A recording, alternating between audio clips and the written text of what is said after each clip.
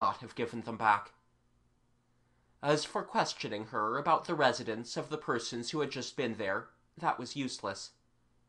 It was evident that she did not know, since the letter signed Fabantou had been addressed to the benevolent gentleman of the church of Saint-Jacques du Haut-Pas. Marius entered his room and pushed the door to after him. It did not close. He turned round and beheld a hand which held the door half open. "What is it?" he asked. "Who is there?" It was the Jondrette girl. "Is it you?" resumed Marius almost harshly. "Still you! What do you want with me?" She appeared to be thoughtful, and did not look at him.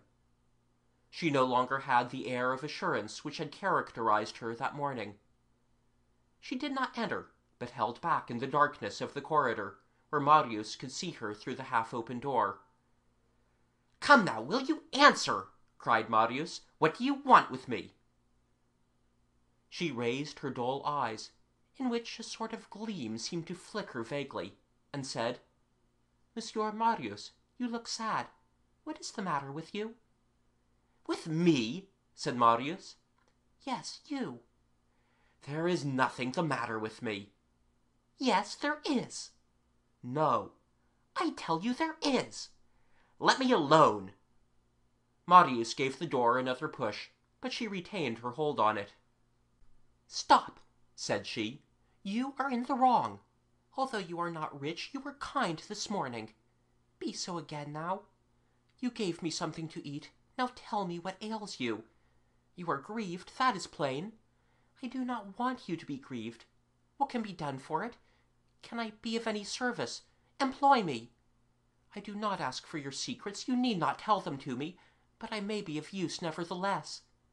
I may be able to help you, since I help my father.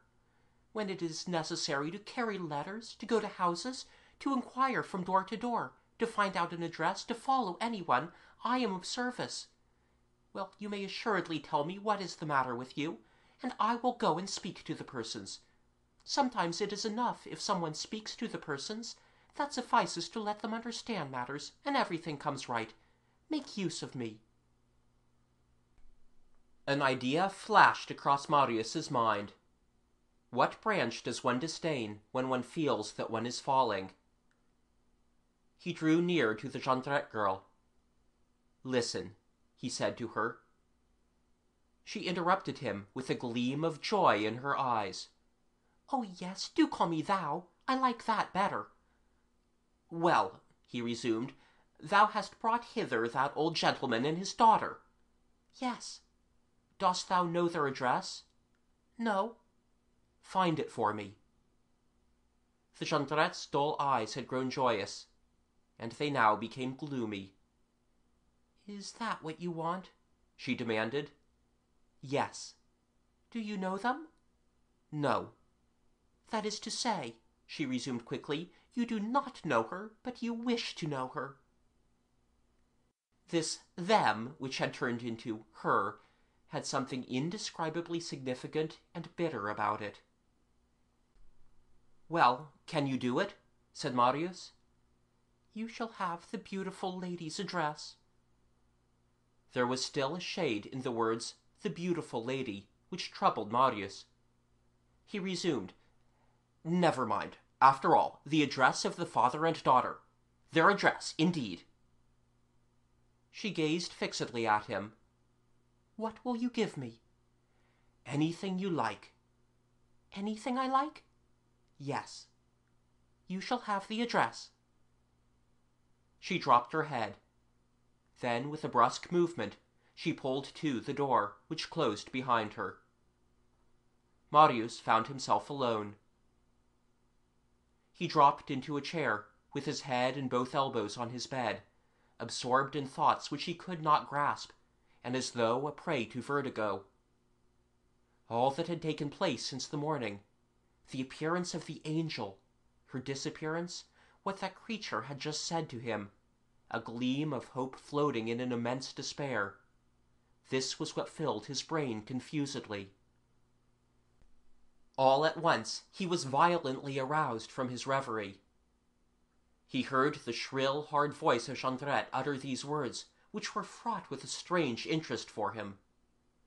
"I tell you I am sure of it, and that I recognized him." Of whom was Jondrette speaking? Whom had he recognized? Monsieur Leblanc? The father of his Ursule? What, did Jondrette know him?